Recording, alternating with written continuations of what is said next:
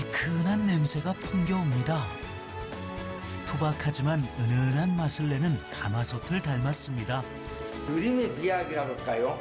정성 들여서 만든 맛이 더 훨씬 깊이가 강하다는 얘기죠. 천천히 오래도록 정성을 담아 만들수록 깊은 맛이 나는 쌀엿.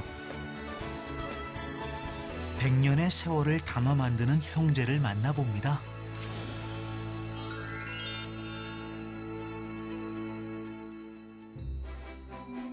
전남 담양의 창평에 가면 느린 마을이 있습니다.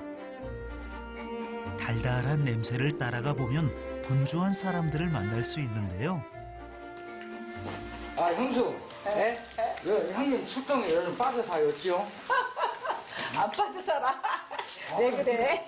형님은 항상 말씀도 없으신데 술만 드시면 그냥 웃고 떠들고 온 게. 담양 창평은 고시문중 집성촌. 마을 사람들 모두가 가족이고 친척이죠.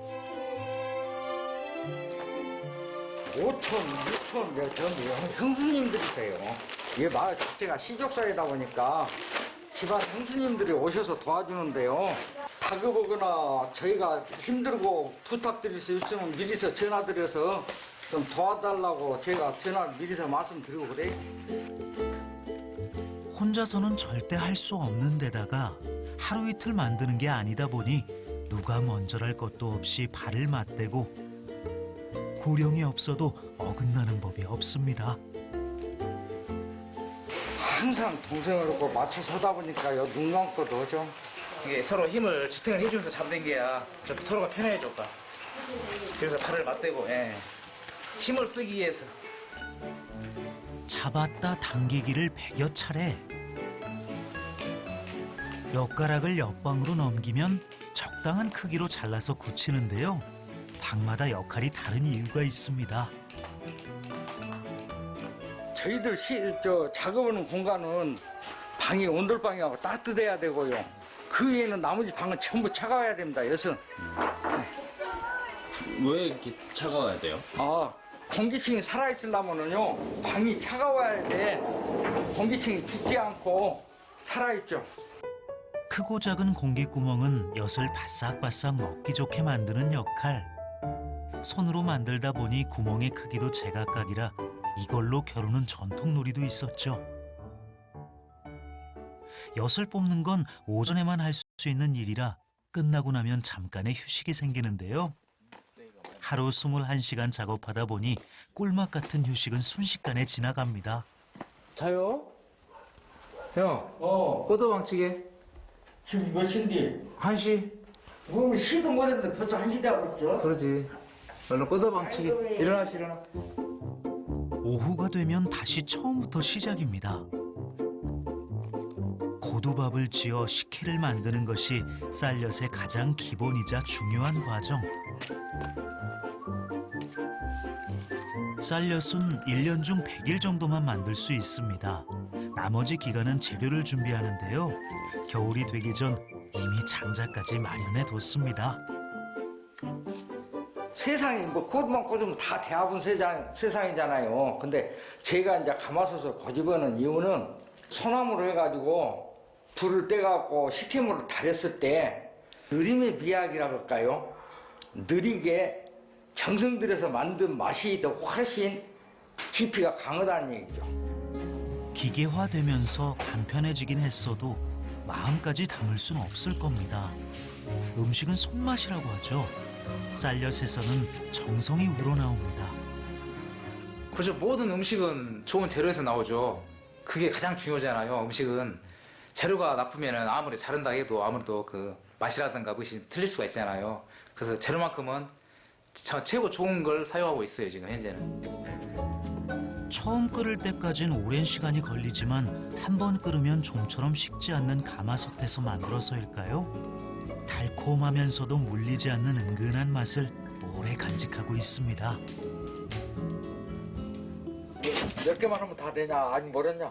가야 될 건 10개 못 되고 포장할 거는 이거 2박정 남았는데 내가 하면 돼. 설을 앞두고 전통 간식을 그리워하는 사람들이 많은가 봅니다. 방학을 맞아 고향에 내려온 아들도 예외 없이 포장과 택배 발송에 두 팔을 걷어붙입니다. 저도 원래 학생인데 아버지가 이제 도와달라고 부탁을 하셔가지고 그래서 용돈도 받을 겸 그래서 와서 도와드리고 있어요. 대대로 이어진 전통 쌀엿에 큰 자부심을 갖고 있긴 하지만 자식들이 물려받는 것은 역시 걱정이 앞섭니다.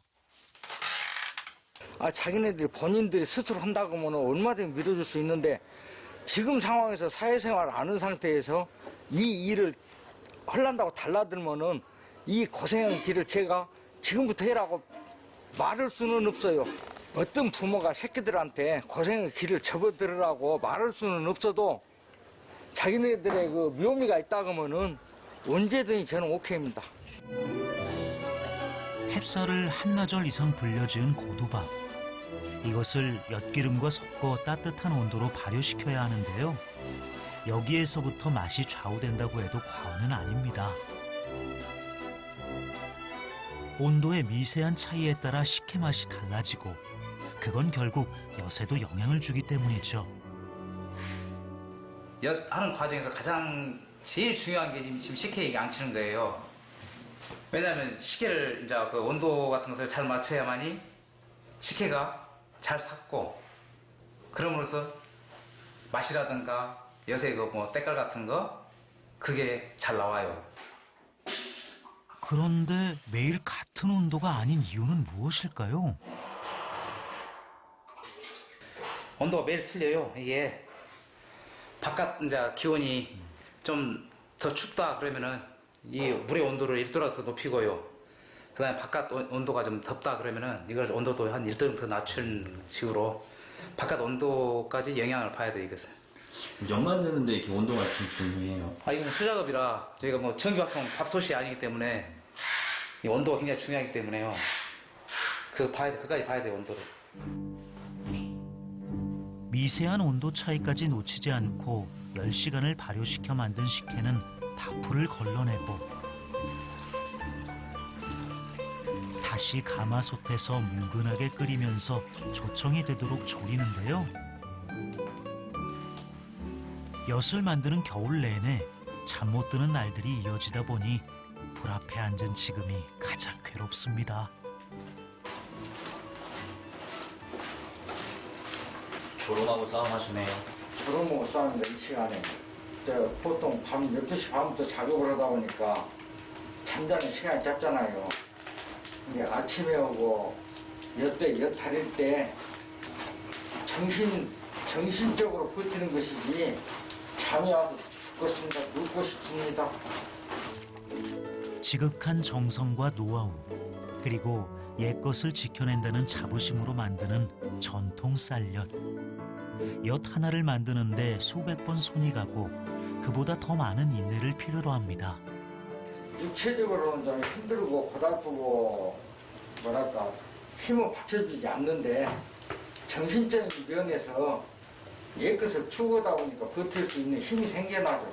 꼭 옛것을 지키고 또 자라나는 후배들한테 삶의 기감이 될 수 있는 삶을 살고자 발버둥 치는 것이지 저 혼자 잘나서 이렇게 사는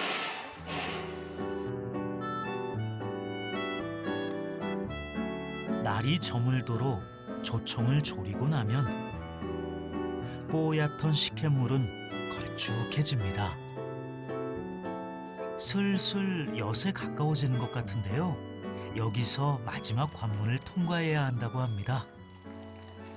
엿담을 잡은다 해가지고 주걱으로 들었을 때 비닐막 형성이 일직선으로 소도고 주걱고 비닐막 형성이 일직선상으로 되죠. 그러면 이제 저희들이 오늘 작업 끝나는 겁니다.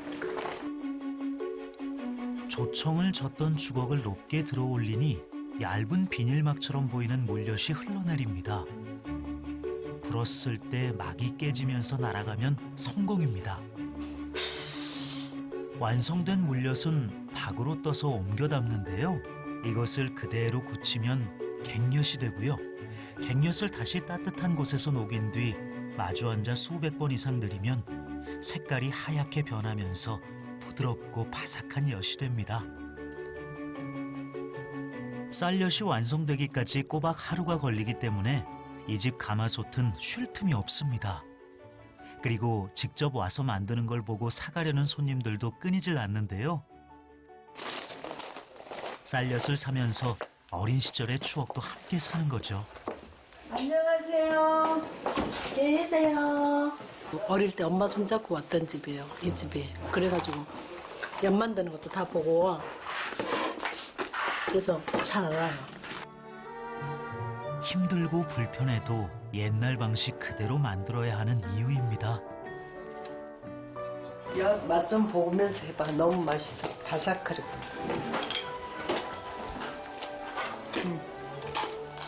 이 맛이야. 이 맛이에요. 이거 먹으러 와요. 옛날 맛 그대로지. 할머니가 해주셨던 할머니가 맛이야. 해주신 그 맛. 여기도 이렇게 구멍도 숭숭 구멍도 뚫려가지고 이렇게 맛있잖아. 바삭해가지고 이에 붙지도 않아. 그니까. 문이 닫힐 틈도 없이 줄을 잇는 사람들. 만들 수 있는 시간은 1년 중 딱 3개월.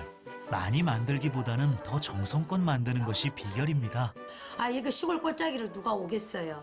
일부러 누가 오겠어요? 큰 맘 먹어야 오죠. 그러니까 예, 고맙죠, 고객님들.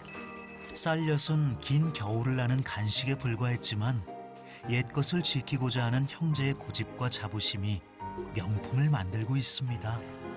맛있는 엿을 만들어서 이렇게 고객분들한테 찾아주신 고객분들한테 이렇게 딱 선사할 수 있는 약간 주어진 대로 제 삶 살면서 전통을 지키면서 살아가고 싶죠.